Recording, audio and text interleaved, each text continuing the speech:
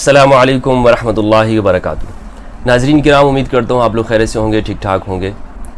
جیسے کہ آپ لوگ جانتے ہیں کہ میں انٹرفیتھ ہارمنی پہ کام کرتا ہوں، مختلف مذاہب کے اور مسالک کے علماء کرام سے ملاقات کر کے جو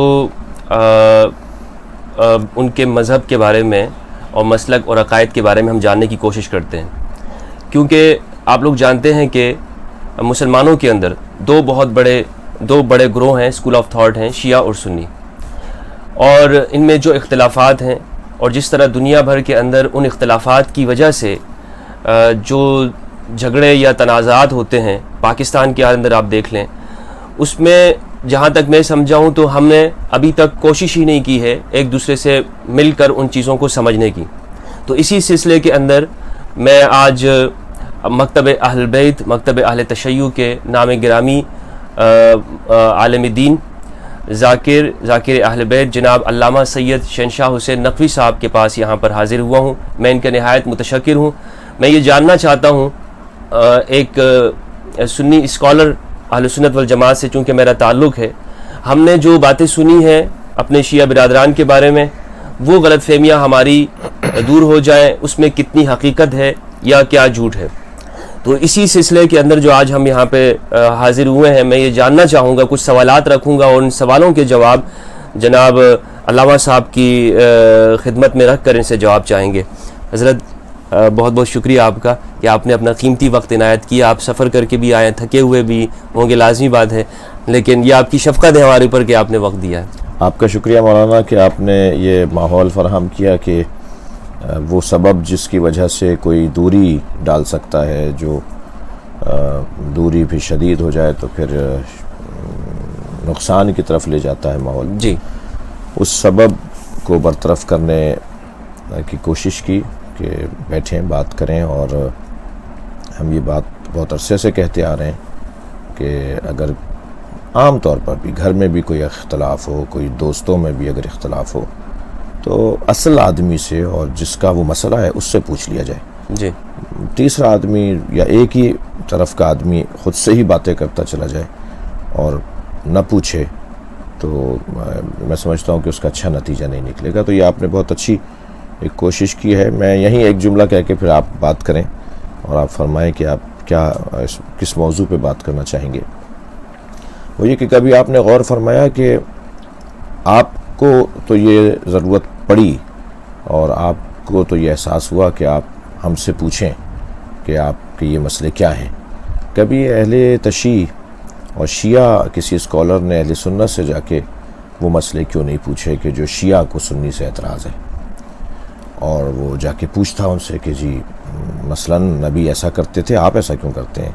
مثلاً انبیاء کرام ایسے نہیں تھے، آپ نے انبیاء کے بارے میں، عصمت کے بارے میں ایسا کیوں اپنی کتابوں میں لکھا ہوا ہے؟ یعنی کبھی ایسا کیوں نہیں ہوا کہ ایک شیعہ اسکالر جا کے کسی اہل سنت نمائندہ شخصیت سے وہ اعتراضات ان کے سامنے رکھے جو شیعہ کو سنی پہ اعتراض ہے؟ اس کی ایک وجہ ہے، میں بیان کر دوں یا آپ فرمائیں گے تو اور اچھا لگے گا۔ جی، اس کی وجہ مجھے جہاں تک لگتی ہے کہ ساری جو تحریض ہے، جو ابھارنا ہے، وہ ہمارے طرف سے زیادہ ہوتا ہے، کیونکہ میں نے خود اپنی جہاں سے، اپنی سوسائٹی کی میں بات کروں گا، جہاں پہ میری آنکھ کھلی ہے، جہاں سے تربیت ہوئی ہے، ہمیں یہ بتایا گیا کہ شیعہ ایسا کرتے ہیں، شیعہ یہ نہیں مانتے، شیعہ اسلام سے باہر ہے، شیعہ تکفیر، جبکہ یہ بہت کم سننے کو ملتا ہے کہ وہاں سے کچھ الزامات یہاں پر ہوں اہل سنت کے اوپر، جبکہ علمی طور پہ ایک لمبی لسٹ ہے، جبکہ علمی طور پر ایک بڑی لمبی لسٹ ہے کہ جو شیعہ کو سنی سے پوچھنا چاہیے کہ آپ ایسا کیوں کرتے ہیں، لیکن آپ تکفیر نہیں کرتے ہیں۔ ہم تکفیر بھی نہیں کرتے الحمدللہ۔ دوسرا، ہم ابھارتے بھی نہیں اور مضامین کو، ہم عوامی مسئلہ بناتے ہی نہیں اس کو۔ جی، ہم کہتے ہیں علمی مسئلہ ہے، اسے علماء کے درمیان حل ہونا چاہیے، کتابی گفتگو ہے، کتاب لکھیں، کتاب کا جواب لیں، کتاب کے ذریعے سے بات کریں، قلم کے ذریعے سے بات کریں۔ تو الحمدللہ یہ ایک میں سمجھتا ہوں کہ اس برادری کا جس سے میرا بلا فصل اور بلا واسطہ تعلق ہے، اگرچہ میں اس بات کی آپ بیان فرمائیں گے، میں یہیں وضاحت کروں کہ میں جو سنی شیعہ وحدت کے حوالے سے جو کوشش کرنے والے لوگ ہیں ان میں بہرحال کسی سے پیچھے نہیں ہوں الحمدللہ، اور عملی طور پر باتیں نہیں، تقریریں نہیں، نماز پیچھے پڑھنا سنی عالم کے، سنی شیعہ کی شادی کے بارے میں جو ایک ماحول بنتا ہے اس پر ایک مثبت گفتگو کرنا، علماء اہل سنت کا ان سے پہلے ان کا احترام کرنا، اور اپنے مجمع میں اپنے لوگوں کو یہ ٹوکنا، میری خطاب میں اگر کوئی ایسی ربائی، کوئی ایسا نعرہ، کوئی ایسی بات کر دیتا ہے جو کسی اہل سنت کی دل آزاری کا سبب ہے، تو میں وہیں سے اسی وقت مائک پر ممبر پہ بیٹھے ہوئے اسے مخاطب کر کے کہتا ہوں کہ تم نے غلط کیا یہ، اور یہ آہستہ آہستہ بڑھتا جا رہا ہے۔ اب دوسرے خطبہ کو بھی الحمدللہ ہماری وجہ سے حوصلہ ملا ہے کہ وہ ٹوکنے لگیں کہ اہل سنت کی دل آزاری نہیں کرو، نہیں کرنی۔ تو میں ایک 85 مثالیں بنیں گی جو میں کسی سے پیچھے نہیں ہوں وحدت کے حوالے سے، اور یہ کوئی کمزوری نہیں ہے، یہ اس لیے نہیں ہے کہ ہمیں جینے کا راستہ چاہیے اور ہم مر رہے ہیں اور آپ ہمیں معاف کر دو اور ہمیں جینے دو، ایسا نہیں ہے، الحمدللہ ایسا بالکل نہیں ہے، صرف اور صرف ایسا اس لیے ہے کہ ہم امت واحدہ ہیں، ہمارے درمیان جو سب سے بڑا مشترک عنوان ہے وہ توحید، اور پھر ختم نبوت، اور پھر قیامت کا عقیدہ، اور پھر ہماری کوشش یہ ہے کہ ہم ولایت علی بن ابی طالب علیہ السلام سمجھائیں، مولا علی کی اولویت، افضلیت، مولا علی کی جو فضیلت ہے، جو ان کی عظمت ہے، وہ لوگوں تک منتقل کریں۔ یہ تشیع کا خلاصہ ہے، یعنی شیعہ کا خلاصہ یہ ہے کہ شیعہ روز اول سے یہ چاہتا ہے کہ مولا علی کی جو بعد از نبی فضیلت ہے، مولا علی کی جو خلافت ظاہریہ اور خلافت باطنیہ افضلیت کی بنیاد پر ہے، اسے ذرا روشن کرے، اس کو ذرا سمجھانے کی کوشش کرے، بہت حد تک کامیاب بھی ہوئے۔ آپ سے گفتگو کرتے ہوئے بڑا ہی لطف اندوز ہو رہا ہوں میں، اور جو دیکھیں گے ماشاءاللہ انہیں بھی آپ کی جو علمی گفتگو ہے ان سے بڑا سیکھنے کو ملے گا۔ شکریہ۔ میں اسی سے سوال آپ کے سامنے رکھتا ہوں۔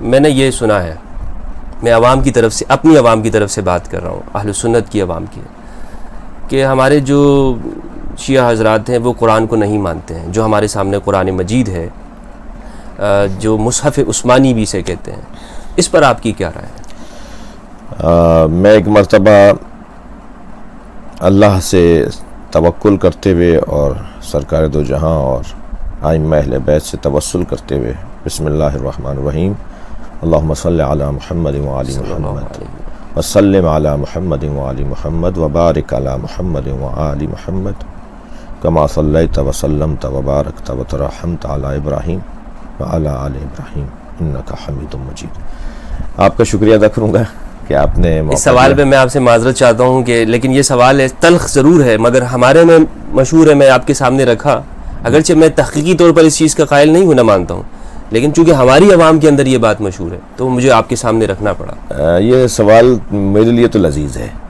اور اس لیے لذیذ ہے کہ اگر کوئی اسلام کی اساس پر حملہ کرے، اب میں یہ اعتراض کر رہا ہوں جواب کے ساتھ، صرف شیعہ کی دشمنی میں اسلام کی بنیاد کو ہلا ڈالے، صرف شیعہ دشمنی میں، تو یہ بہت بڑا، میں کیا لفظ بولوں کہیں دل آزاریاں نہ ہو جائیں، بہتان ہے، بہتان ایک خیانت ہے۔ یعنی جن لوگوں نے، ابن تیمیہ نے، عبد الوہاب نے، جن لوگوں نے اس مسئلے کو اٹھایا، ان لوگوں نے کوئی اسلام کے ساتھ انصاف نہیں کیا، صرف شیعہ دشمنی میں، صرف اس لیے کہ شیعہ کس طرح کمزور پڑ جائے اور شیعوں کو کافر کہنے میں آسانی ہو جائے۔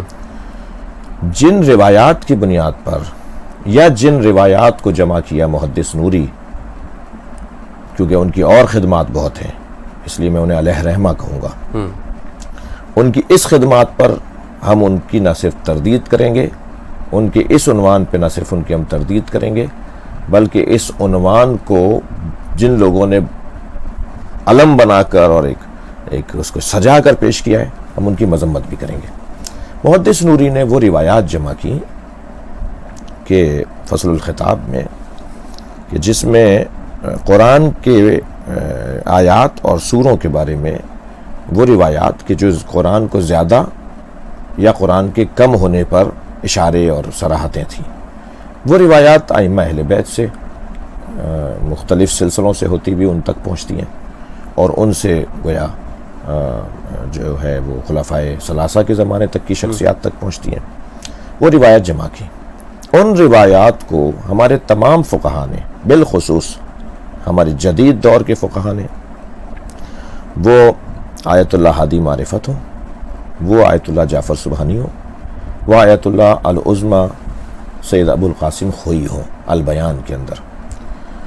ہمارے تقریباً جو پہاڑ کی طرح پہلے درجے کے علماء ہیں، میں نے ان کے نام آپ کو لیے، انہوں نے اس کو یہ کہہ کے رد کیا کہ یہ ضعیف روایات ہیں. ضعیف روایات. اور ہم کیا ضعیف روایات کتابوں میں لکھی نہیں جاتی، بیان نہیں کی جاتی؟ بیان کی جاتی. معوذتین جو ہے یہ قرآن کا حصہ نہیں ہے. عبداللہ ابن مسعود رضی اللہ عنہ کا یہی موقف تو تھا. کیا شیعہ اسے اٹھا لے اس مسئلے کو جی. اور کہے کہ آپ کے یہاں صحیح حدیث ہے، لہٰذا اس بنیاد پر آپ تحریف قرآن کے قائل ہیں؟ ہم نے تو آج تک یہ نعرہ اس لیے نہیں بلند کیا، اس سے یہودی خوش ہوگا، اس سے صہیونی یہودی خوش ہوگا، اس سے مسیحی MI6 کا اور جو مسلمانوں کو لڑانے کے ادارے باقاعدہ برطانیہ نے بنائے ہیں وہ ادارے خوش ہوں گے، انہیں موقع ملے گا بات کرنے کا. لہٰذا اور صرف یہ نہیں، اور بہت سارے دلائل ہیں. میں کچھ مسودے بھی آپ کے لیے لے کر آیا ہوں، میں آپ کو پیش کر دوں گا کہ جس میں ہمارے تمام فقہا کے آراء موجود ہیں. میں بہت واضح طور پر اہل سنت عوام سے بھی اور شیعہ عوام سے بھی کہوں گا کہ شیعہ تحریف قرآن کے قائل نہیں ہے. جیسا قرآن نبی نے چھوڑا تھا، سرکار نے چھوڑا تھا، جیسا قرآن کسی بھی سنی کے گھر میں رکھا ہوا ہے وہی قرآن کسی شیعہ کے گھر سے آپ کو ملے گا. ہر شیعہ کے گھر سے آپ کو جو ریاض سے چھپتا ہو یا تہران سے چھپتا ہو یا قرآن پاکستان سے، وہ قرآن ایک ہی ہے. ایک ہی قرآن. حتیٰ رسم الخط اب تو دونوں شیعہ جو پرنٹنگ پریس، خاص طور پہ اب اس وقت ایران سب سے زیادہ قرآن کی طباعت میں دنیا میں ورلڈ میں آگے ہے، اور اسی طرح ریاض سے قرآن سب سے زیادہ چھاپا جاتا ہے. دونوں کا حتیٰ رسم الخط ہے کہ عثمان طہا کا رسم الخط ہے. یعنی قرآن کے نسخے مختلف نہیں ہیں گزشتہ کوئی 50 سال سے 40 سال سے. اور آپ ماضی کی صدیوں میں جائیں تب بھی یہ بحث علمی بحث تھی کہ وہ روایات کیا حضرت عمر سے روایت نہیں ہے، کیا حضرت عائشہ سے روایت نہیں ہے 10 پاروں کی بکری کے کھا جانے کی، اور کیا بہت ساری روایات اہل سنت کی کتابوں میں نہیں ہے قرآن کی آیات کے کم اور زیادہ ہونے کی. تو کیا شیعہ انہیں جمع کر کے اس کو ڈھول پیٹے؟ نہیں، کیونکہ علماء اہل سنت بھی اس کو آن نہیں کرتے اور اس کے بارے میں تحلیل و تجزیے کے قائل ہیں اور اس کے سمجھنے کے قائل ہیں کہ اس کو سمجھا جائے، اس کا یہ مطلب نہ نکالا جائے. وہی ساری روایات اہل تشیع کے یہاں بھی تھی، اور اس کو کیونکہ محدث نوری نے ایک جگہ جمع کر دیا تھا. اچھا، محدث نوری ایک عالم، تاریخ تشیع میں 150 پہاڑ برابر فقہا کی لسٹ ہے. 150. ان 150 فقہا جو پہلے درجے کے فقہا ہیں، جنہیں ہم روات حدیث بھی کہتے ہیں، جی، ان فلان. آج اگر میں حدیث کی سند کو لے جانا چاہوں مثلا امام جعفر صادق تک، تو وہ جو سلسلہ حدیث ہے، وہ جو روایت روات کا سلسلہ ہے، اس میں آج کا جو راوی ہے وہ آیت اللہ سید علی سیستانی ہے، آج کے جو راوی ہیں وہ آیت اللہ خامنائی ہیں. یہ راوی حدیث ہیں. انہوں نے ان سے سنا، انہوں نے اپنے استاد سے سنا، انہوں نے اپنے استاد سے، یہاں تک کہ 150 راویوں کے بعد امام محمد باقر تک بات پہنچتی ہے. سبحان اللہ. تو جو ہمارے روات حدیث ہیں، جن کو ہم فقہاء اہل بیت کہتے ہیں، فقہاء ائمہ اہل بیت کہتے ہیں، ان میں سے کوئی ایک بھی تحریف قرآن کا قائل نہیں ہے. صحیح.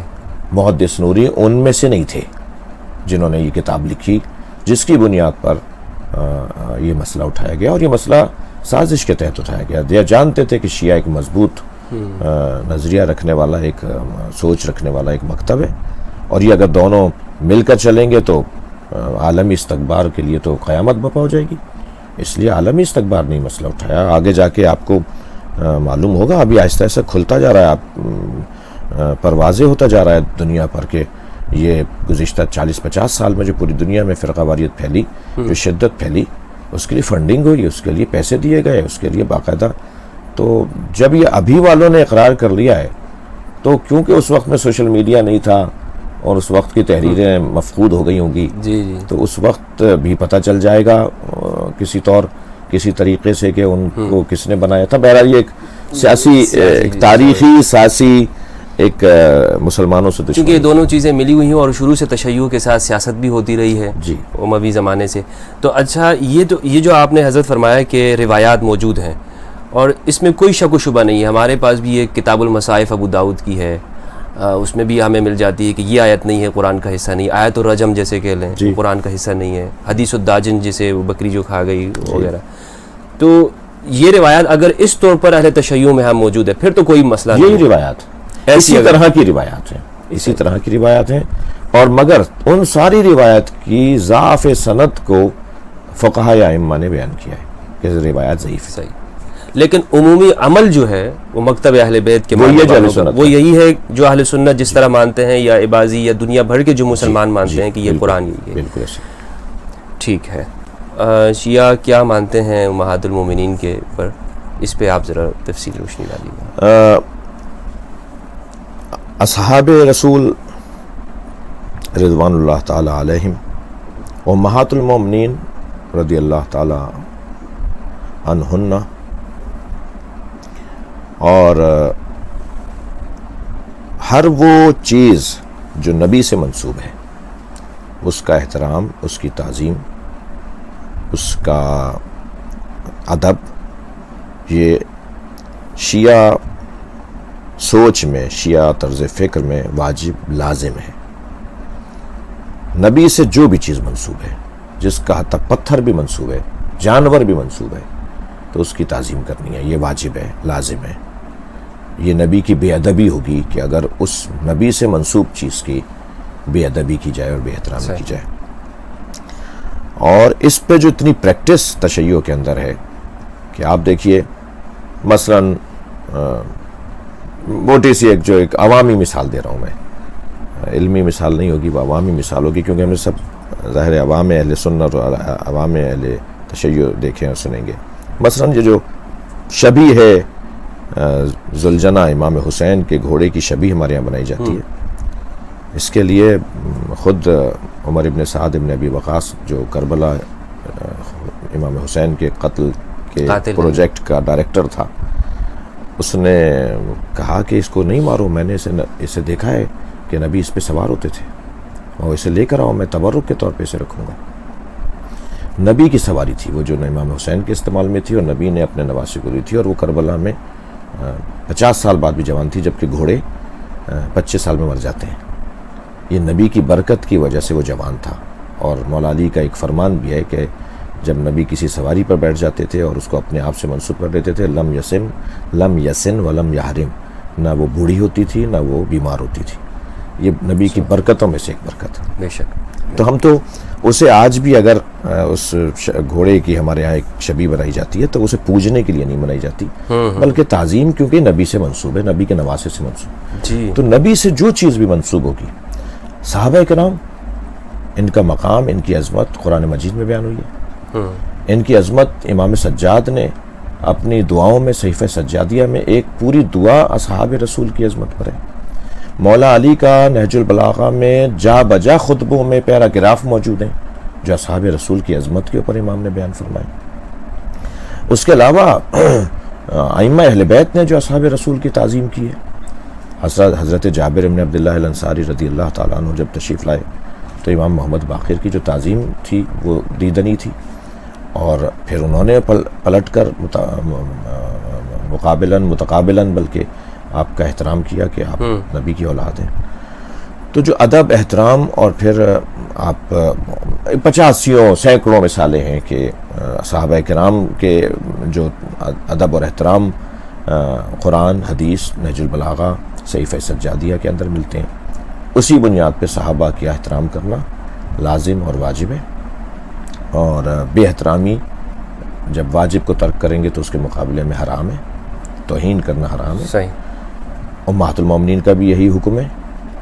مگر، اور اس مگر پر توجہ جو آپ چاہتے ہیں کہ جس موضوع پہ بات ہو، وہ یہ کہ بعد از نبی ہمارے نزدیک معتبر، معظم، اولا، عرفہ، اعلیٰ، افضل مولا علی کی ذات اور اہل بیت کی ذات ہے، جس پر ہمارے پاس دلائل وافر ہیں. اور آئیڈیل ہمارے نزدیک مولا علی کی ذات ہے. جس نے بھی مولا کائنات سے، امام حسن، امام حسین سے، جناب زہرا سے پرخاش کی، جنگ کی، لڑائی کی، جھگڑا کیا، ان کی توہین کی، انہیں رلایا، انہیں تنگ کیا، انہیں اذیت پہنچائی، ہمارے نزدیک وہ آئیڈیل نہیں ہے. صحیح. ہمارے نزدیک اس کا کوئی مقام نہیں ہے. کوئی آئیڈیل نہ ہونا، کسی کا مقام نہ ہونا، یہ بھی لازمہ نہیں ہے کہ ہم اس کی توہین بھی کریں. یہ لازمہ نہیں ہے. لہٰذا وہ دور، کیونکہ صحابہ کرام کا ہی دور تھا جب مولا علی کے ساتھ جنگیں ہوئیں، جب جناب زہرا کے ساتھ مسائل ہوئے، جب امام حسن کے جنازے کو دفنانے سے روکا گیا، تو وہ زمانہ صحابہ کرام اور امہات المومنین کی حیات کا ہی زمانہ تھا، اور جس نے ایسا کیا وہ ہم ان کے بارے میں جانتے ہیں، کتابیں بھری ہوئی ہیں، کتابیں پر ہیں ان تمام مواد سے، اور تو ہم انہیں آئیڈیل نہیں مانتے۔ یہ ایک موقف ہے صحابہ کے بارے میں، اور امہات المومنین میں سے 2 بیویاں، اور ان میں بھی خاص طور پر ایک بیوی جن کی توہین کرنا حرام فقہائے امامیہ کے فتوے کی روشنی میں موجودہ ہمارے فقہا، تمام فقہا تقریباً، مجھے نہیں کوئی ملا کہ جس نے اس فتوے سے ہٹ کر بات کی ہو، صحیح، ان کا فرمانا یہ ہے کہ اصحاب و خلفائے ثلاثہ، امہات المومنین، اکابرین اہل سنت، جن کا تقدس ان کے نزدیک واضح اور روشن ہے، جن کا محترم ہونا ان پر روشن ہے، ان کی توہین کرنا مدارات المسلمین کی خاطر شرعاً حرام ہے۔ یہ ہمارے فقہا نے حتیٰ ان شخصیات کے بارے میں بھی کہ جن کا اہل بیت کے ساتھ پرخاش رہی ہے، صحیح، مشاجرہ رہا ہے، فقہا نے روکا ہے کہ یہ کام نہ کیا جائے، ان کی توہین نہ کی جائے۔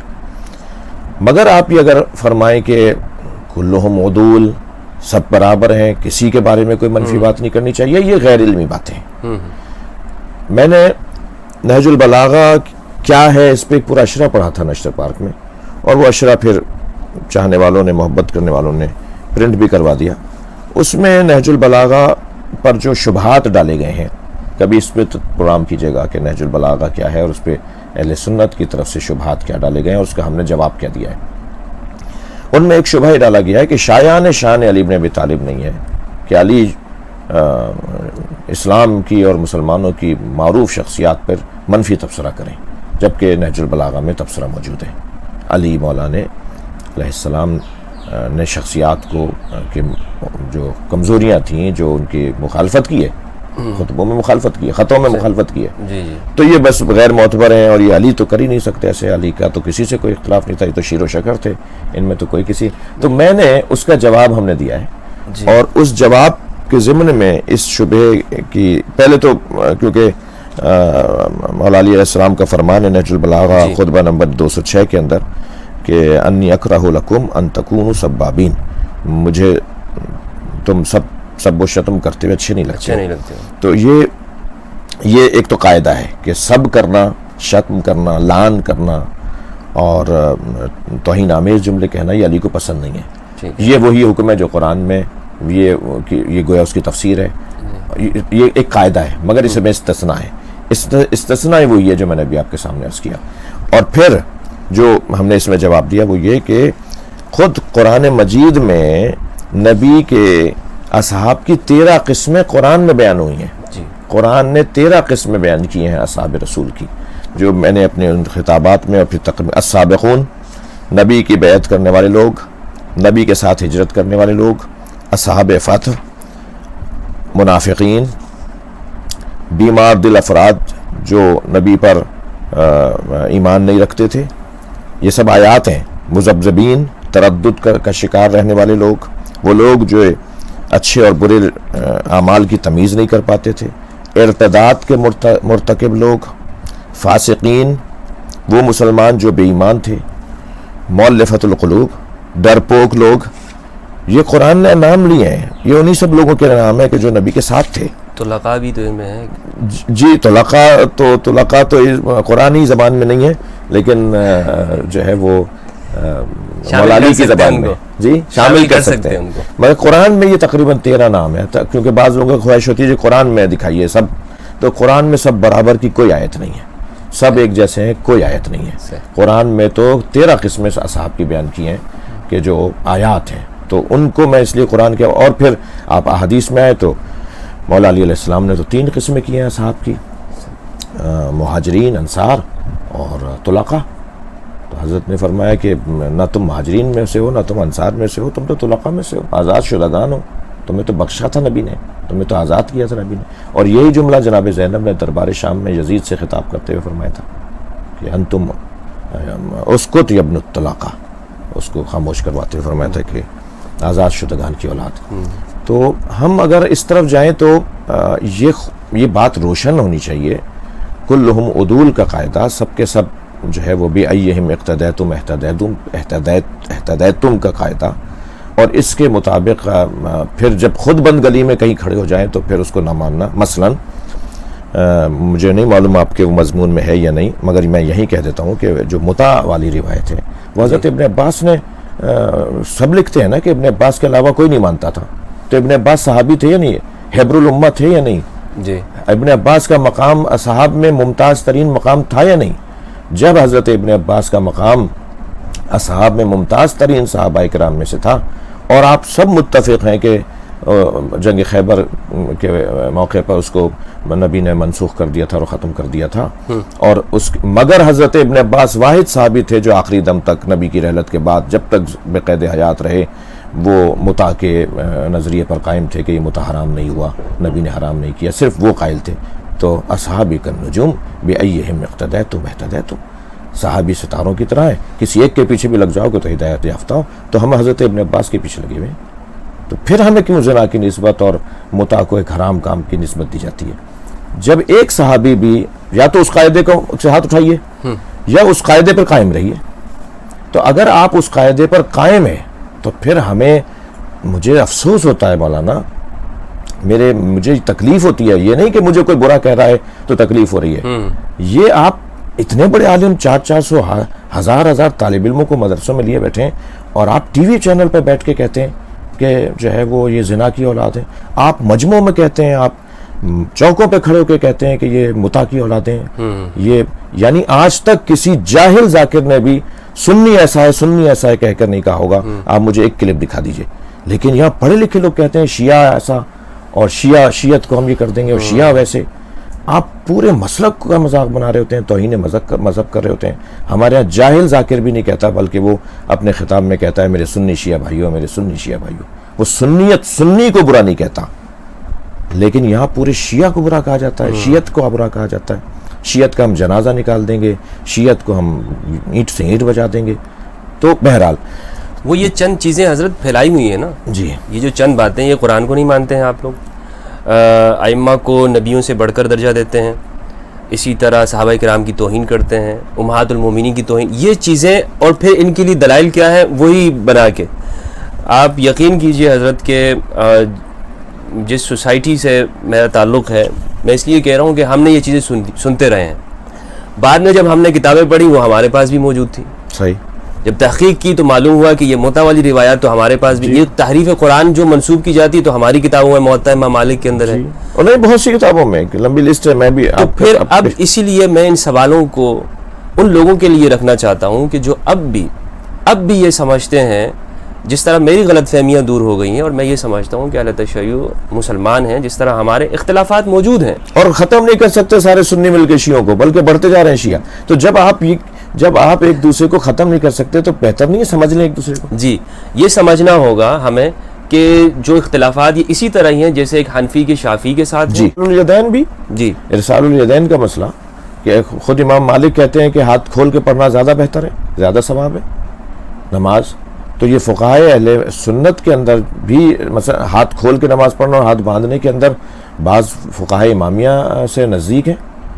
تو جو فقہ مقارن ہے نا، میں گزارش کروں گا عوام سے کہ ہم نے اس پہ کام بھی کیا ہوا ہے، کوئی 10 جلدوں میں کتاب بھی میری اپنی لائبریری کے اندر بھی موجود ہے ماشاءاللہ، کہ جو ائمہ فقہا اور مجتہدین اہل سنت ہیں اور ائمہ اہل بیت کے جو روایات کی روشنی میں فقہا امامیہ ہیں، انہوں نے جو مشترکات ہمیں دی ہیں ان کے اوپر غور کریں. اچھا، اس پہ کام ہوا ہے؟ جی، فقہ مقارن کے نام سے، یعنی وہ فقہ جو ہمیں قریب کرتی ہے. جی، بڑا بہترین کام ہے، ہونا بھی میں چاہیے. خود اس کا طالب علم رہا ہوں، 2 سال میں نے اس کی کورس کیا ہے کہ وہ ساری چیزیں ہم نے سمجھی آیات اور روایت کی روشنی میں، کہ شیعہ بھی یہی بات کر رہا ہے، بریلوی بھی یہ اصطلاحیں تو یہاں کی ہیں، مثلا مالکی بھی یہی بات کر رہا ہے، شافعی بھی یہ بات کر رہا ہے، حنبلی بھی یہ بات کر رہا ہے. کون سی چیزیں جو سب بات کر رہے ہیں، ایک ہی بات کہہ رہے ہیں، ان سب کو جمع کریں. اور آپ کو سن کے، عوام کو سن کے خوشی ہوگی کہ بڑی لمبی لسٹ ہے کہ تمام فقہا. ایک ہمارے عالم دین تھے قاضی نور اللہ شوستری رحمۃ اللہ علیہ، آگرہ ہندوستان میں ان کا مزار ہے. وہ 2 سال تک پورے ہندوستان کے قاضی القضات تھے اور کسی سنی کو نہیں پتا تھا کہ یہ شیعہ فقیہ ہے، اس لیے کہ جب وہ سائل یا جس کا مقدمہ عدالت میں آتا تھا اس سے پوچھتے تھے تمہارا مسلک کیا ہے، وہ کہتا تھا مالکی ہوں، شافعی ہوں، مثلا حنبلی ہوں، زیادہ تر حنابلہ ہیں. تو وہ امام جعفر صادق کے حکم کے مطابق فیصلہ سناتے تھے جو امام حنبل کے ہاں بھی صحیح تھا، صحیح، تاکہ اگر یہ کہیں جا کر کہے کہ جی، اور حوالہ دیتے تھے امام حنبل کا، وہ خوش کرتے تھے روح امام جعفر صادق کو مگر حوالہ دیتے تھے امام حنبل کا. اور 2 سال تک کسی کو نہیں پتا چلا. انہوں نے ساری فقہوں پر دسترسی رکھنے کی وجہ سے اہل سنت کے فیصلے کرتے تھے جو اہل تشیع کے نزدیک بھی، یعنی فقہ اہل بیت کے نزدیک بھی صحیح ہوں، کیونکہ فقی اہل بیت تھے وہ. اصل تو ان کا جو پریکٹیکل جس پہ وہ کرتے تھے اور پریکٹس جس پہ کرتے تھے وہ فقہ جعفریہ تھا. اور پھر بہرحال وہ بات کھلی اور تعصب ہونے لگا اور آخر انہیں شہید کیا گیا. ان کے ٹکڑے ٹکڑے کر کے انہیں شہید کر کے آگرہ میں ان کا لاشہ نہیں دے رہے تھے، ان کے جنازے کے ساتھ توہین ہو رہی تھی، مگر آج شان سے مزار ہے ان کا.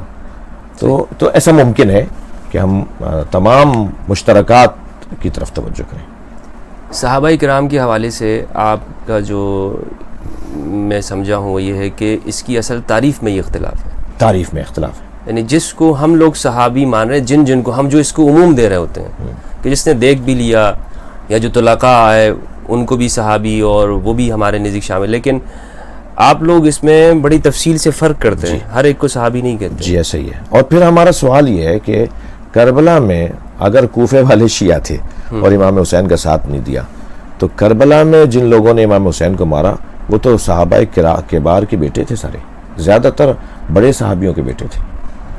صحابہ کے گھر سے اہل بیت کو مارا گیا ہے. عمر ابن سعد ابن ابی وقاص،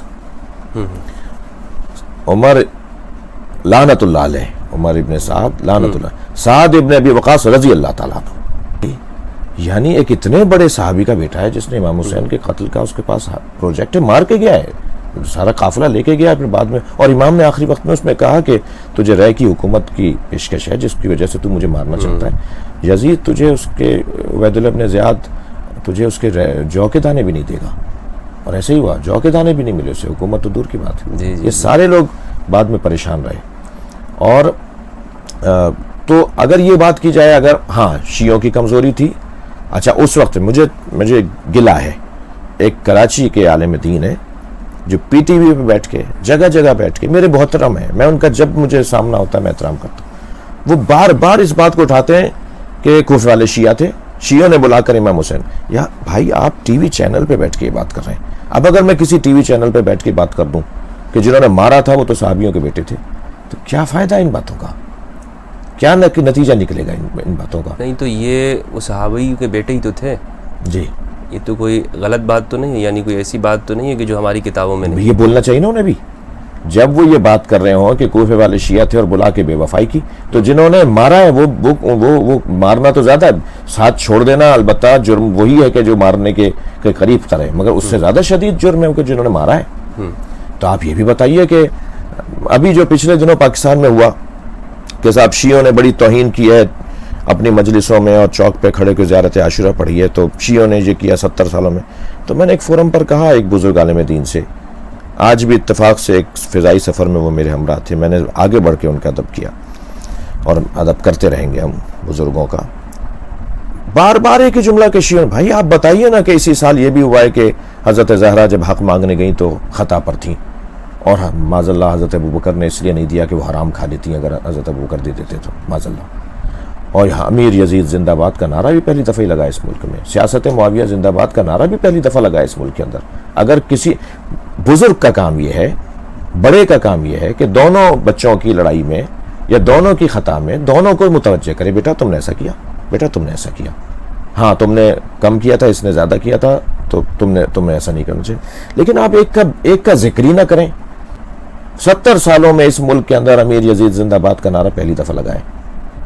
سیاست معاویہ زندہ باد کا نعرہ، سیاست معاویہ زندہ باد کیا مطلب؟ مولا علی کو جو مار دیا تو زندہ باد، یعنی مولا علی کا کھلا دشمن اور اس کی سیاست کو آپ زندہ باد کر رہے ہیں، تو آپ کھل کے اہل بیت کے دشمنی کا اظہار اس ملک میں کر رہے ہیں اور ہماری طرف سے کوئی ریئیکشن نہ ہو، عوام کی طرف سے، علماء کی طرف سے، تو یہ کیسے ممکن ہے؟ ادھر آپ بی بی زہرا کو خطا پر کہہ رہے ہیں, اسی سال ہوا ہے نا یہ, تو آپ بڑے تھے, آپ کہتے کہ بھائی ہماری طرف سے بھی غلطیاں ہوئی ہیں, ان کی طرف سے بھی, یہ اپنے والوں کو سنبھالیں, ہم اپنے والوں کو سنبھالیں. آپ یہ بات ہی نہیں کر رہے, آپ تو صرف شیعوں کے اوپر غصہ اتار رہے ہیں, تو یہ اچھی بات نہیں ہے. ہمارے ہاں جو بڑے ہیں, جو بزرگ ہیں, جو امت کے بڑے ہیں, یا تو وہ امت کے بڑا کہنا چھوڑ دیں اپنے آپ کو, وہ ایک مسلک کے لوگ ہیں, ایک فرقے کے لوگ ہیں, اور فرقہ پرستی میں مبتلا ہیں. آپ ٹی وی چینل پہ بیٹھ کہتے ہیں کہ شیعوں نے کربلا میں امام حسین کو بلا کر بے وفائی کی. شیعہ تھے کوفے والے, بھائی بیٹا باپ کا شرعی ذمہ دار نہیں ہے اگر بیٹا بالغ ہے. 1400 سال پہلے والوں کا اگر حلیہ ہماری طرح تھا تو کیا ہم ان کے آج ذمہ دار ہیں؟ جن لوگوں نے اگر ایسا کیا تھا, اگر وہ ہماری طرح کلمہ پڑھتے تھے, وہ ہماری طرح اگر زندگی گزارتے تھے, نماز پڑھتے تھے, اور خلیفہ بلا فصل علی مولا علی کے قائل تھے, تو ہم کیا ان کے ذمہ دار ہیں؟ آج بیٹا باپ بیٹے کا ذمہ دار نہیں ہے شرعی طور پر. اچھا, آپ یہ تو سجا کے کہتے ہیں کہ یزید کا ذمہ دار اس کا باپ نہیں ہے, اور ہم 1400 سال والوں کے ذمہ دار ہیں جنہوں نے مارا تھا. آج جو افریقی اور کالے ماتم کر رہے ہیں امام حسین کا, کیا وہ کوفی سے ہیں؟ میں تو سید ہوں, میں تو مدینی سے آیا ہوں, میں تو کوفی نہیں ہوں. میرے آبا و اجداد تو کوفے سے نہیں آئے, تو سارے کوفے والے کا شیعہ تھے, تو میں تو ان کی اولاد ہی نہیں ہوں, میں تو شیعہ ہوں. یا جو آج انگریز امام حسین کا ذکر کر رہے ہیں, کیا وہ کوفے والوں کی اولاد ہیں؟ جو آپ کہتے ہیں کہ یہ سارے جو آج انہی کی اولادیں رو رہی ہیں, پیٹ رہی ہیں, ہم تو ان کی اولادیں نہیں ہیں. نہ بڑی لمبی تعداد میں جو شیعہ ہوئے ہیں مختلف ادیان و مذاہب کے لوگ, وہ تو کوفے والوں کی اولادیں نہیں ہیں. تو ہمارے بزرگوں کو جو ہے وہ بزرگ بن کے, امت کا بڑا بن کر سوچنا چاہیے. خود یہ جو آپ نے جو بات کی نا سونے سے اور ہیرے سے لکھنے والی بات ہے, یہ فقہی اختلاف ہے, اجتہادی اختلاف ہیں. آپ نے اجتہادی اختلافات کو اصولی اختلافات بنا دیا, اور جو اصولی اختلافات ہیں وہ بھی فورموں پر بات کرنے کی ضرورت تھی, مدرسوں میں گفتگو کرنے کی ضرورت تھی, کتابوں میں لکھنے اور لکھانے کی ضرورت تھی. آپ اس کو عوام میں لے آتے ہیں اور جھوٹ بولتے ہیں. مجھے معاف کیجیے گا, آپ کو پتہ ہے کہ آپ غلط کہہ رہے ہیں, ایسا نہیں ہے, شیعوں کے عقائد ایسے نہیں ہیں, مگر آپ اسے سجاتے ہیں. اس لیے کہ 56 اسلامی ممالک میں ایک ملک ایسا ہے کہ جو اسلامی غیرت کی بات کرتا ہے, اس کے بعد سے شیعت پوری دنیا میں مضبوط ہونا شروع ہو گئی. آپ کو پریشانی لاحق ہے, آپ سیدھی بات کریں. میرے ساتھ اس ملک میں پریشانی کیوں ہے ہمارے بعض لوگوں کو؟ میں نے تو ہمیشہ سنی شیعت اتحاد کی بات کی ہے. نہیں چاہتے کہ شیعہ کا چہرہ اس ملک کے اندر, اس کا وجہ, اس کا چہرہ اس ملک کے اندر اچھا ہو, وہ مضبوط ہو اس ملک کے اندر. آپ چوک پہ کھڑے ہو کے صرف اس بنیاد پہ گالی دے رہے ہیں کہ شیعہ کے کہنے پہ اگر سیکٹری تبدیل ہو سکتا ہے تو اب سنی کے کہنے پہ بھی. یہ عالموں والی گفتگو نہیں ہے. ہم نے تو آج تک سوال نہیں کیا کہ سنی وزیر اعظم کیوں بنتا ہے, سنی وزیر اعلیٰ کیوں بنتا ہے, سنی صدر کیوں بنتا ہے, سنی آرمی چیف کیوں بنتا ہے. نہیں بھائی, میرٹ کی بات ہے, قابلیت کی بات ہے, اسے ہونا چاہیے. ایسے دیکھنے میں یہی آیا ہے کہ مسلسل ایسے ہی ہوتا ہے, مگر ہم تو اس کو نہیں اٹھاتے. اور ایک مرتبہ اگر مثال ہو گئی سندھ کے اندر کہ میں نے کہا جی میں کل سے مجلس نہیں پڑھوں گا, میرے پر پابندی لگائی گئی ہے, تو میں جہاں خطاب کر رہا تھا روزانہ بلا مبالغہ روزانہ 3 سے 4 لاکھ لوگوں سے میرا خطاب تھا. 4 خطاب تھے اس زمانے میں, اب بھی اسی تسلسل سے رہے گا. تو 4 لاکھ آدمی, 3 لاکھ آدمی, 3.5 لاکھ آدمی جو جسے روزانہ پہنچتے ہیں اسے سننے, وہ جب سنیں گے یہ کل سے مجلس نہیں پڑھیں گے تو کچھ تو ہونا تھا نا شہر میں. تو وزیر اعلیٰ صاحب نے اور سندھ انتظامیہ نے وہ اپنی غلطی کا اظہار کیا, احساس کیا, اور اس لیٹر کو واپس لیا. سیکٹری صاحب نے معذرت کی, اور جو کچھ ہوا. آپ ایک چوک پہ کھڑے ہو کے کہہ رہے ہیں کہ سنی کے, بھائی سنی شیعہ کی بات ہی نہیں تھی. ہم تو آپ کا, جب واللہ میں شرعی قسم کھا رہا ہوں مجھ پہ 3 روزے واجب ہو جائیں گے اگر جھوٹ بولوں گا تو. جب کسی سنی عالم کا احترام ہو رہا ہوتا ہے نا, مجھے اچھا لگتا ہے کہ ایک دیندار کا احترام ہو رہا ہے, ایک دین کے چہرہ رکھنے والے کا احترام ہو رہا ہے. اگر 4 لوگ آگے بڑھ کر مولانا طارق جمیل, مظفر شاہ صاحب, مفتی منیب الرحمان صاحب, مفتی تقی عثمانی صاحب کا آگے بڑھ کر احترام کر رہے ہوتے ہیں, میں لائن میں لگ جاتا ہوں. مجھے اچھا لگ رہا ہوتا ہے کہ میں بھی اب ان کی طرح ان کا احترام کروں, اور کرتا ہوں. یہ سارے بزرگ جن کا میں نے نام لیا ہے, میں ان کے احترام کا قائل ہوں. مگر اگر بزرگوں کی طرف سے فرقہ واریت کی گفتگو ہو رہی ہو, اگر کیا ہوتا اگر اس زمانے میں ہزاروں لوگوں سے خطاب کر رہا تھا, میں آگ لگا دیتا ملک کے اندر. مگر نہیں, ہم نے کہا پاکستان زندہ باد کا نعرہ لگاؤ. یہ سنی شیعہ کا جھگڑا ڈال کے اسرائیل کو قبول کرنے کا پانی گدلا کر کے مچھلی پکڑیں گے, یہ ہمیں مصروف کریں گے. اتنا ہلاؤ کہ مچھلیاں خود ہاتھ میں آ جائیں. جی, یہ سنی شیعہ کا ماحول بنا کر ملک میں, جی. اور بیک ڈور سے جو ہے نا چور رستے سے جا کے اسرائیل کو قبول کر لیں گے. یہ میرا سنی سمجھ نہیں رہا ہے, سنی عالم, مجھے یہ بات سمجھ میں آ رہی ہے, تو مجھے اب اس کو جواب نہیں دینا. صحیح. تو یہ ہم نے کیا, الحمدللہ اس سے ہماری عزت ہی بڑھی, ہماری صحت پہ کوئی فرق نہیں پڑا. افضلیت مولا علی کے حوالے سے اور خلیفہ بلا فصل کا, اس میں کس طرح سے ہم اس کو آپ بیان کرتے ہیں یا کیا مانتے ہیں, یہ بھی بتا دیجئے. دیکھیے, کیا وہ روایت معتبر کتاب میں نہیں ہے کہ مولا علی نے حضرت ابوبکر کو بلایا اور بلا کے گلا کیا کہ یہ کیا ہوا ہے, یہ کیوں ہوا ہے, اور حضرت ابوبکر نے کیا اس کی وضاحت نہیں دی؟ تو یہ روایت ہمارے یہاں بھی ہے اور تھوڑی سی زیادہ ہے. یعنی ہمارے یہاں تک کہ حضرت علی علیہ السلام نے حضرت ابوبکر کو گھر بلایا, اور بہت بڑی بات ہے کہ ایک حاکم وقت ہو اور وہ مولا علی کے بلانے پہ ان کے گھر جائے. آج کا پروٹوکول اور تاریخی پروٹوکول تو یہ ہے, تاریخ تو یہ کہتی ہے کہ وہ کہتے کہ آپ آئیے میرے یہاں, میں حاکم ہوں. حاکم نہیں جاتا گھروں پر, دروازوں پر. مگر جب حضرت علی نے گلا کیا کہ یہ کیا ہوا میرے ساتھ, یہ میرا حق تھا, یہ میری چیز تھی, یہ تم کیسے بن گئے, تو ہمارے یہاں تھوڑا سا اضافہ ہے روایت کے اندر. تو ضمن کہہ رہا ہوں, پچھلے دنوں میرے بھائی جناب محترم انجینئر محمد علی نے بھی اس روایت کے اوپر کافی لمبے تبصرہ کیا ہے. ایک کلپ ان کا مل جائے گا. صحیح بخاری میں موجود ہے کہ تم نے غصب کیا ہے. ٹھنڈی سانس لے رہا ہوں. تو حضرت نے فرمایا کہ وہ دیکھو, ادھر جو دیکھا تو نبی تشریف فرمائے. ہمارے یہاں کی روایت میں مولا علی نے حضرت ابوبکر سے فرمایا کہ وہ دیکھو, ادھر دیکھا سرکار تشریف فرمائے. تو آپ اٹھنے لگے تو حضرت نے روک دیا, اور حضرت نے فرمایا یہ حق علی کا تھا. نبی سے گواہی دلوائی نبی حضرت ابوبکر کو. یہ ہماری روایت, ہمارے اہل تشیع کی طرق میں یہ جملہ اضافہ ہے. اچھا, یہ آپ کا. جی ہاں. خیر, کیونکہ جو فضائل کی روایات ہیں آپ کو معلوم ہے, وہ باب سنن کے اندر تسامح کے ہم سنی بھی قائل ہیں, شیعہ بھی قائل ہیں, کہ جو فضائل اور مصائب کی روایات ہوتی ہیں اس کی سند کا وہ اعتبار اور اس کی سند پہ وہ تتبع اور تفکر اور تحقیق نہیں ہوتی کہ جو فقہی اور اعمال کی روایات جی. ہیں. تو حضرت علی کی خلافت بلا فصل کے ہم ہی قائل نہیں ہیں, بلکہ خلافت باطنیہ امیر المومنین کے اہل سنت بھی قائل ہیں کہ ان تینوں دوروں میں جو خلافت بلا فصل علی کی تھی وہ اس معنی میں تھی کہ وہ باطنی طور پہ خلیفہ بلا فصل تھے, یعنی روحانی طور پر, یعنی علمی طور پر. یعنی تمام فقہاء ثلاثہ, اصحاب ثلاثہ, خلفاء ثلاثہ کے دور میں حضرت علی سے رجوع کیا جاتا تھا, اور حضرت علی کے فیصلے کو آخری فیصلہ مان لیا جاتا تھا. سینکڑوں مثالیں.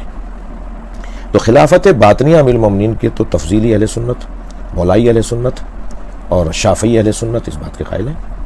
ہم کہتے ہیں کہ مولا علی خلیفہ بلا فصل ہیں, یعنی کیا مطلب ہے, ہم تاریخ کا انکار کر رہے ہیں کہ حضرت ابوبکر, حضرت عمر, حضرت عثمان کی خلافتیں نہیں تھی؟ نہیں, ایسا نہیں ہے. تاریخ کی کیسا انکار ہو سکتا ہے؟ تاریخ اس دور میں جو ائمہ اہل بیت اصحاب کا جو کارنامے کردار ہے, جو ان کی خدمات ہیں, ان کو ہم رد کریں گے کیا؟ ہمارے لیے ممکن ہے کہ یہ, اور ہم ایسا ہی چاہتے ہیں کہ ہرگز ایسا نہیں ہے. وہ دور مسلم ہے, اس دور میں جو کام ہوئے وہ مسلم ہے, ان کا اقرار اور اثبات ہے. مگر اسی دور میں ہمارا کہنا یہ ہے کہ کرسی پر, مسند پر, تخت پر اور منبر پہ چاہے حضرت علی نے بیٹھے نہیں تھے, مگر نبی کی جانشینی جو مانوی, روحانی, علمی جانشینی ہے وہ حضرت علی کے حق میں تھی. صحیح. یہ ہے تشیع کا خلیفہ بلا فصل ہونے کا عقیدہ. اور مولا کی ان روایات کی روشنی میں ہم خلفائے ثلاثہ کی جو خلافت ہے اس کو قانون کے مطابق نہیں مانتے, طریقے مطابق نہیں مانتے, قرآن و سنت کے مطابق اسے نہیں مانتے. وہ ایک اجلاس ہوا, اور اجماع امت کو بھی ہم نہیں مانتے اس کے اوپر, کیونکہ خود مولا علی نے اس کا اظہار کیا کہ وہ کیسا اجماع ہے امت کا جس میں اہل بیت ہی شامل نہیں ہے. تو ہم اس اجماع کو بھی نہیں مانتے جس اجماع میں اہل بیت نہ ہو. یہ ہمارا عقیدہ ہے بہت روشن انداز سے. سولی چڑھ جائیں تب بھی یہی بولیں گے, اور آرام سے بولیں گے, پیار سے بولیں گے, دلیل کے ساتھ بولیں گے. اور جہاں تک افضلیت کا موضوع ہے, یہ دو علیحدہ موضوع تھے, ایک یہ خلافت بلا فصل کا موضوع اور ایک افضلیت امیر المومنین. افضلیت امیر المومنین کے ہم قائل ہیں بعد از نبی, سرکار کے بعد. اچھا, سرکار کے بعد مولا علی سب سے افضل ہیں انبیاء کرام سے. انبیاء کرام میں ہمارے ہاں دو عقیدے ہیں. علماء متقدمین امامیہ کہتے ہیں کہ اولو العزم انبیاء سے افضل نہیں تھے. اچھا. علماء امامیہ متاخرین کہتے ہیں کہ اولو العزم انبیاء سے بھی افضل تھے, دو دلیلوں کی بنیاد پر. صحیح. ایک دلیل آیا مباہلہ سورہ مبارکہ آل عمران کی 61ویں آیت. انفسنا وانفسکم. جی ہم انفسانہ کو لیتے ہیں نبی جیسے، اور اس حدیث اس آیت کی تائید میں لیتے ہیں حدیث منزلت کو کہ الا لا نبی بعدی، سوائے فرق یہ ہے کہ تم نبی نہیں میرے بعد نہیں ہو. تو موسیٰ اور ہارون میں جو نسبت تھی میں اور تم ایک جیسے ہیں جیسے انفسانہ، فرق یہ ہے کہ نبی نہیں ہو تم. نبی نہیں. ہم مولا علی کی نبوت کے قائل نہیں ہیں، ہم نبی کی خاتمیت کے قائل ہیں. اب اتنی پیچیدہ بحث کے اندر جب کوئی اہل سنت عالم اس سے لطف لینا چاہے، مزہ لینا چاہے، تو وہ اس طرح کی باتیں پھر کرے گا کہ یہ خاتمیت کے بھی قائل ہیں اور مولا علی کو نبی جیسا بھی مانتے ہیں. بھائی وہاں اس حدیث کو ہم حاکم مانتے ہیں جس میں نبی فرما رہے ہیں کہ الا لا نبی آبادی یا الا لا نبوت آبادی، دونوں الفاظ ہیں. ادھر ایک یہ دلیل ہمارے پاس حضرت کے افضل ہونے کی، حتی انبیاء کرام سے بھی افضل ہونے کی. دوسری وہ حدیث جسے پچھلے دنوں ایک بزرگ خطیب، بزرگ عالم، مفتی جناب حنیف قریشی حفظہ اللہ نے بھی بیان کیا، من اراد ان ينظر الى آدم فی علمہ الى نوح فی ہیبتہ والى ابراہیم فی خلعتہ. اور پھر انبیاء کرام کے نبی نے نام لیے کہ جو چاہتا ہے کہ آدم کو دیکھے، نوح کو دیکھے، ابراہیم علیہ السلام کو دیکھے، موسیٰ علیہ السلام کو دیکھے، عیسیٰ علیہ السلام کو دیکھے. فلینظر، بعض روایت میں ہے کہ یوسف علیہ السلام کو دیکھے. فلینظر الی علی بن ابی طالب، علی بن ابی طالب کو دیکھ لے. تو کیا یہ روایت دلیل نہیں ہے کہ مولا نبی نے ان تمام انبیاء کرام کو ذکر کر کے علی کی طرف رجوع کروا دیا؟ دوسری دلیل. تیسری دلیل اور شاید مضبوط دلیل، یہ بھی مضبوط تھی جو میں نے بات کی، وہ یہ کہ سورہ مبارکہ نور کی بھی آیت ہے، بسم اللہ الرحمن الرحیم، فی بیوت اذن اللہ ان ترفع ویذکر فیہا اسمہ ویسبح لہ فیہا بالغدو والآصال. ان گھروں کو تعمیر کرو، ان کی تعظیم کرو جن گھروں میں اللہ کا نام لیا جاتا ہے اور صبح شام اس کی تسبیح کی جاتی ہے. اصحاب تشریف فرما تھے، پوچھا کہ یا رسول اللہ وہ گھر کس کے ہیں جن کے بنانے اور تعظیم کرنے کا حکم دیا ہے؟ اب یہ انترفع رفع معنوی ہے تو تعظیم، رفع مادی ہے تو تعمیر. ان کو بناؤ، بلند کرو. یہ ترفع اگر معنوی ہے تو تعظیم کرو اور مادی ہے تو تعمیر کرو، تو دونوں نے مراد لینا ہے. جب اس کے معنی دو ہیں تو تعظیم کا حکم بھی ہے اس گھر کی، تعمیر کا حکم بھی ہے اس گھر کی. تو اصحاب نے پوچھا یا رسول اللہ وہ گھر؟ حضرت نے فرمایا بیوت الانبیاء، وہ انبیاء کے گھر ہیں. انبیاء سے افضل ہونے کی گفتگو ہو رہی ہے. حضرت نے فرمایا بیوت الانبیاء. حضرت ابو بکر نے سوال کیا، ھذا المکان منہا، حضرت زہرا اور مولا علی کے گھر کی طرف اشارہ کیا، یہ مکان ان میں سے ہے. حضرت کے ذہن میں انبیاء سے افضل ہونا تھا ان دونوں شخصیات کا، تبھی یہ سوال اٹھایا. حضرت ابو بکر کے ذہن مبارک میں یہ سوال، یہ خیال تھا کہ علی و بطول ان سے افضل ہیں. جب سرکار نے فرما دیا کہ وہ انبیاء کے گھر ہیں اور انبیاء سے کوئی افضل ہے ہی نہیں، تو حضرت ابو بکر یہ سوال کیوں فرما رہے ہیں کہ یہ گھر ان میں سے ہے؟ اور نبی نے کیا جواب دیا؟ فرمایا نام من افضلھا، یہ ان سب سے افضل ہے. اہل سنت کی روایت، ان کی کتابوں کی روایت. جب علی و بطول علیہ السلام کا گھر انبیاء کے گھروں سے افضل ہے تو یہ ان سے افضل کیسے نہیں ہے؟ گھر تو مکین سے ہے نا، مکان تو مکین سے ہے نا، گھر تو گھر والوں سے ہے نا. یہ اینٹوں اور پتھروں سے تو گھر نہیں ہے. اس کے جو اس میں رہ رہا ہے اس کی وجہ سے اس گھر کی عزت بڑھ گئی ہے. تو جب وہ گھر ان کے گھروں سے افضل ہے تو یہ ان سے افضل کیسے نہیں ہوں گے؟ معقول بات ہے، سیدھی بات ہے، سامنے کی بات ہے. اور حضرت ابو بکر نے سوال اٹھایا، نبی نے اس کا جواب دیا کہ وہ یہ گھر ان سارے نبیوں کے گھروں سے افضل گھر ہے. تو افضلیت امیر المومنین بعد از نبی، سرکار دو جہاں کے بعد، ان کے علاوہ، کیونکہ مولا نبی کے لیے مولا علی کے جو فرامین، انا عبید من عباد محمد ھذا لعاب النبی. جب پوچھا کسی نے آپ کے پاس علم اتنا ہے کہ آپ کا علم اور نبی کا ایک جیسا علم ہے؟ فرمایا اللہ ناراض ہوئے، اچھا نہیں لگا حضرت کو مقایسہ کہ تم میرے ساتھ مقایسہ کرو نبی کا. فرمایا ھذا لعاب النبی، میرا علم لعاب مصطفیٰ ہے. تو نبی کے بعد، سرکار دو جہاں کے بعد ساری کائنات میں علی مولا افضل ہے، یہ ہمارا عقیدہ ہے. ٹھیک ہے، بہت بہت شکریہ حضرت آپ کا، جزاکم اللہ. اتنا وقت آپ نے دیا. اور بس آخر میں ایک گفتگو اس حوالے سے کر دیجئے کہ ایک جو میں یہ کام کر رہا ہوں، آیا یہ اس حوالے سے بہتر ہے یا آپ کی کیا رائے ہے؟ اور ہم کس طرح سے پاکستان کے اندر لوگوں کے جو غلط فہمیاں پھیلائی گئی ہیں اس کو کم کر سکتے ہیں؟ امت مسلمہ کی اتحاد کے لیے، وحدت کے لیے کیسے ہم کام کریں اور ضروری کیا ہے؟ آپ کا مولانا مفتی صاحب یہ کام بہت ہی مضبوط کام ہے، خدمت ہے، جہاد ہے. اور امت کو جوڑنے کا جو آپ کام کر رہے ہیں، غلط فہمیاں دور کر کے قریب کرنے کا جو کام کر رہے ہیں، یہ کام قابل رشک ہے، قابل قدر ہے. میں کہتا ہوں کہ آپ کی بہت ساری عبادتوں سے زیادہ اس عبادت کا آپ کو ثواب ملے گا، اجر ملے گا، اللہ کے نزدیک آپ کا مقام بڑھے گا. اور نبی راضی ہوں گے، صحابہ کرام راضی ہوں گے، اہل بیت راضی ہوں گے، اور امت کا بھلا ہوگا۔ آپ کا شکریہ۔ جزاکم اللہ۔ السلام علیکم ورحمۃ اللہ وبرکاتہ۔ دوستو اپنی رائے ضرور بتائیے گا، اور آپ بھی اگر آپ کے ذہن میں کوئی سوال ہیں تو آپ بجائے کچھ اپنی رائے رکھنے کے اس شخص کے پاس جائیے جس کے بارے میں آپ نے کچھ سن لیا ہے، اور ملک پاکستان کے لیے، عالم اسلام کی وحدت کے لیے ہم سب کو مل کر بحیثیت مسلمان کام کرنا ہے، تاکہ ہم اپنے وطن کو بہتر سے بہتر بنا سکیں۔ بہت بہت شکریہ، والسلام علیکم۔